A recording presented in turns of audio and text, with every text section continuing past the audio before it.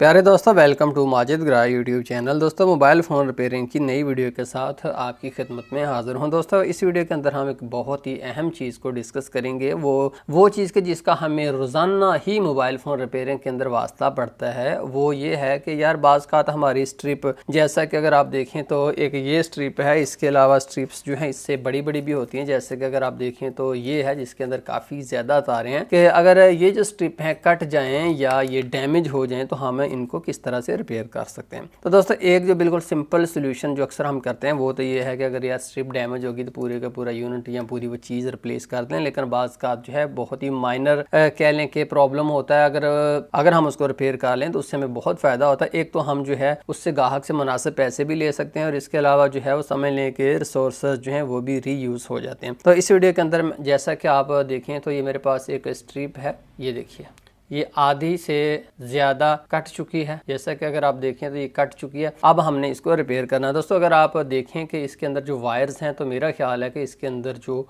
Wires हैं वो इतनी बारीक हैं कि वो दूर से देखने से उनका एहसास ही नहीं होता। तो हमने किस तरह से इस स्ट्रिप को रिपेयर करना है ये हम सीखेंगे। तो मैं तो ये स्ट्रिप यूज़ करूँगा, लेकिन जो है कोई भी स्ट्रिप हो, आपको तरीका का जो मैं बता रहा हूँ यही स्टेप्स हैं और कुछ नहीं है इसके अंदर। तो सबसे पहले मैं आपको बताता हूँ कि आपके पास कौन सी चीज़ें होनी चाहिए जो कि मस्ट हैं। अगर चीज़ें नहीं है आपके पास तो फिर आपका फ़ायदा नहीं। दोस्तों, इसके अलावा टेक्निक और प्रॉपर टूल्स, ये दोनों चीज़ें मस्ट हैं। तो देखिए, सबसे पहले हमारे पास जो है ये जंपर वायर है। तो ये कितने की है?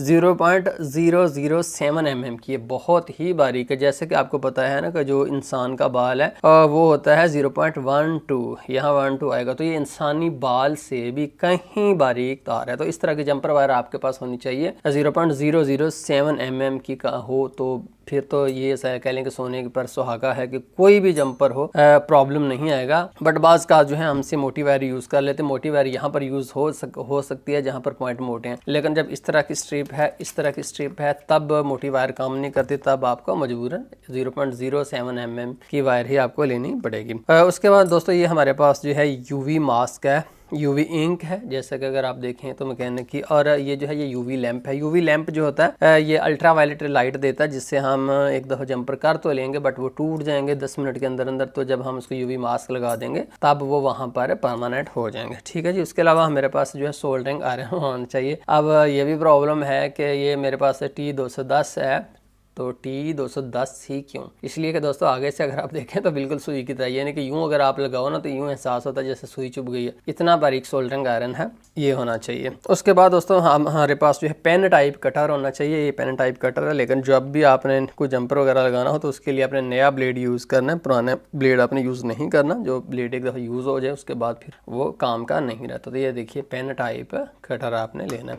उसके बाद आपके पास इंतहाई बारीक जो है ट्वीज़र होनी चाहिए। जैसे कि अगर आप देखें तो ये मेरे पास ट्वीज़र है, जिसको मैं रफ कभी भी यूज़ नहीं करता, स्पेशल इसी काम के लिए मैंने रखी हुई है। और इसके अलावा ये छोटा सा एक कटर है। तो आइए अब हम इन चीज़ों को ही यूज़ करें, कोई एक्स्ट्रा चीज़ नहीं होगी। हम अपना स्ट्रिप को रिपेयर करने का प्रोसेस शुरू करते हैं। तो दोस्तों, थोड़ा सा मैं आपको ये भी बता देता हूँ। दोस्तों, ये जो PCB वे है ना, ये एक चाइना की कंपनी है जो कि बहुत सारी सर्विसेज इलेक्ट्रॉनिक्स मैन्युफैक्चरिंग के हवाले से आपको देती है। मिसाल के तौर पर PCB बनवाने हैं, उनके ऊपर जी SMDs लगवानी हैं, या आपने CNC मशीनिंग 3D प्रिंटिंग करवानी है, इस तरह के मॉडल्स हैं आपके पास। वो मॉडल है, आप वो दें उनको अपनी सॉफ्ट फाइल, तो वो आपको वही सेम टू सेम मॉडल आपको बनाकर दे देंगे। इसके अलावा अगर आपने PCB बनवाने हैं, इस तरह की चीज़ें सर्विसेज आपको इलेक्ट्रॉनिक्स के हवाले से एक बेहतरीन वेबसाइट है यार। और दूसरी जो मज़े की बात यह है कि अगर आप दुनिया में कहीं पर भी यूरोप में बैठे हो तो PCB वे आपको वहाँ पर ही डिलीवर कर देंगे आपके घर में, क्योंकि इनके जो हैं वो बड़ी बड़ी जो वर्ल्ड वाइड कंपनीज हैं कोरियर सर्विसेज, उनको ये यूज़ करते हैं। तो कोई मसला नहीं लोकेशन बेस्ड का। तो मज़ीद अगर आपको PCB वे के मतलब मालूमात चाहिए तो डिस्क्रिप्शन लिंक है, वहाँ से आप चेक कीजिए। तो आइए मज़ीद हम आगे बढ़ते हैं, हम अपना प्रोसेस शुरू करते हैं। इसके अलावा दोस्तों, सबसे अहम बात है, ये जो टूल्स हैं ये तो हमने यूज़ करनी है। अब इससे भी इम्पोर्टेंट चीज़ जो है वो माइक्रोस्कोप है। तो हम इस वीडियो के अंदर मैं MC75T मैकेनिक की माइक्रोस्कोप यूज़ करूँगा, लेकिन कोई भी हो काम चल जाएगा, कोई मसला नहीं है। तो दोस्तों, सबसे पहले मैं अपने पास जो है PCB होल्डर रखता हूँ। PCB होल्डर रखने के बाद जैसा कि अगर आप देखें ना, ये जो स्ट्रिप है मैं आपको दिखाऊं तो इसके ये दोनों तरफ से वायर्स नज़र आती हैं, लेकिन एक्चुअली जो वायर्स हैं वो एक तरफ से ही एक्सपोज हो सकती हैं, दूसरी तरफ से फासला उनका ज़्यादा होता है। तो अब मैं सामने अपने इस तरह से इसको स्ट्रिप को रखता हूँ। स्ट्रिप को रखने के बाद मैं जो है टेप लेता हूँ, टेप के 2 पीसेस, और मैं यहाँ पर लगा देता हूँ ताकि इस स्ट्रिप को मैं अपने सामने ठहरा सकूँ। इसको ठहराना बहुत ज़रूरी है। अगर ये हिल रही होगी कोई भी स्ट्रिप है तो उसके बाद फिर जंपर नहीं लग सकते, वो ठीक अपनी जगह के ऊपर जो है ठहरी हुई होनी चाहिए। तो इसलिए इसको टेप लगाकर अपने पास ठहरा लें। और इसके अलावा दोस्तों आपने जो है वो जो सतह का इंतखाब करना है वो हार्ड सरफेस होनी चाहिए। कोई जैसे कि अगर आप नीचे देखें ना तो ये जो heat resistant silicone repairing mat है ये इस काम के लिए मुनासिब नहीं है। तो अब मैंने अपने सामने रख ली है। अब हम अपनी माइक्रोस्कोप के अंदर इसको देखते हैं इस स्ट्रिप को। तो जैसा कि आप देख रहे हैं कि हमारी आंख के बिल्कुल सामने है ये। अब हमने अपना काम शुरू कर देना है। तो अब हम सबसे पहले दोस्तों यहाँ से ना दोनों तरह से ये जो वायर्स हैं इनको हमने अपने सामने लेकर आना है। हमने इनको देखना है कि ये जो वायर्स हैं ये हमें नज़र आनी चाहिए। देखिए दोस्तों हमने ये पॉइंट लगाना है। ये तार तो मोटी है। उसके बाद अगर आप ये देखें तो इंतहाई बारीक है, बाल से कहीं बारीक है, ये उससे बारीक और ये उससे बारीक, और यहाँ तक ये सारी की सारी हमने वायर्स जो हैं वो लगानी हैं।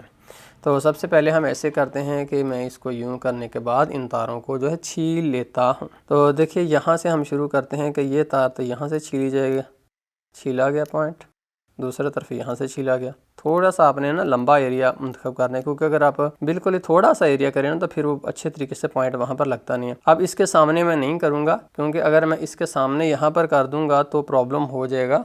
मुझे है जो इससे काफ़ी आगे यहाँ पर छीलना होगा, क्योंकि अगर बिल्कुल एक दूसरे के पास होना तो पॉइंट आपस में मिक्स हो जाते हैं। तो पॉइंट आपस में मिक्स हमने बिल्कुल करने ही नहीं, ताकि ये ना हो कि अगर आप एक लगाएं तो दूसरे वाला जब लगाने जाए तो पहले वाला पीछे से आप तोड़ दो।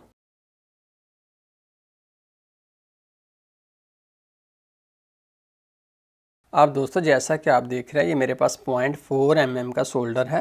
अब उसके बाद आपने यहाँ पर सोल्डर वायर देखिए 0.4 mm की वायर कितनी पतली होती है, लेकिन जब आप इन पॉइंट से कंपेयर करते हो तो देखो कितनी मोटी आपको वायर लग रही है। इसका मतलब है कि पॉइंट इंतहाई ज़्यादा बारीक है। अब आपने यहाँ पर सोल्डर को यहाँ यूँ लगाने के बाद बिट के ऊपर यूँ इन जगहों के ऊपर आपने इसको फेर देना है, ताकि ये जो पॉइंट जितने भी हैं इन सब के ऊपर थोड़ा थोड़ा सा सोल्डर जो है वो लग जाए। तो सफाई के लिए जैसा कि अगर आप देखें तो मेरे पास केमिकल है, इसमें से मैं थोड़ा सा इस कपड़े के ऊपर डालता हूँ। कपड़े के ऊपर डालने के बाद मैं यहाँ पर सीधा इन पॉइंट्स के ऊपर फेरना शुरू कर देता हूँ। अब दोस्तों हम 0.07 mm की जो वायर है इसमें से एक पीस काटते हैं। ये आपको तो नज़र नहीं आना क्योंकि एक्सट्रीमली स्मॉल है ये वायर। यहाँ से मैं एक छोटा सा पीस इसका काट लेता हूँ। अब दोस्तों आप जो है 0.07 mm की वायर को लीजिए एक तरफ से, और इसको आप सीधे करके इस पॉइंट के ऊपर आप रख दें, पहले के ऊपर यहाँ पर रखिए। जो ही आप टच करोगे तो वायर आप पकड़ देगी।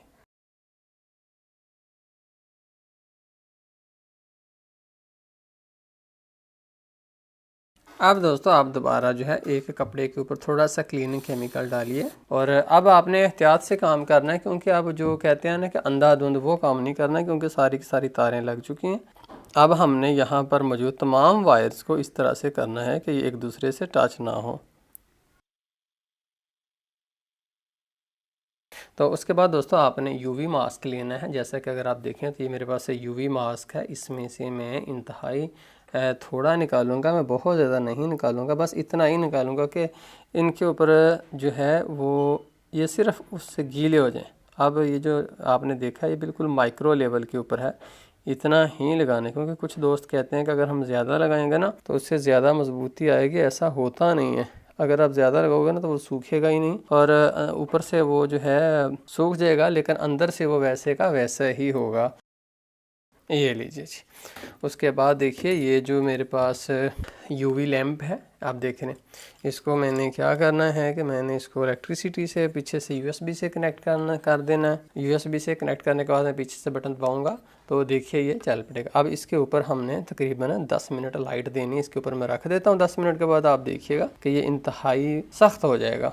दोस्तों 10 मिनट हो चुके हैं। अब हम यहाँ से यूवी लैंप को उतारते हैं और देखते हैं कि कैसा है। तो दोस्तों जैसा कि आप देख रहे हैं कि यहाँ पर जितनी भी इंक थी सारी की सारी खुश्क हो चुकी है। अगर आप इसके ऊपर यूँ करते हो ना, देखिए अब इसका यहाँ से उखड़ने का सवाल ही पैदा नहीं होता। ये बहुत तेज़ ब्लेड है, इसने यहाँ से कुछ स्क्रैच कर दिया, अदरवाइज़ ये बहुत मज़बूत है।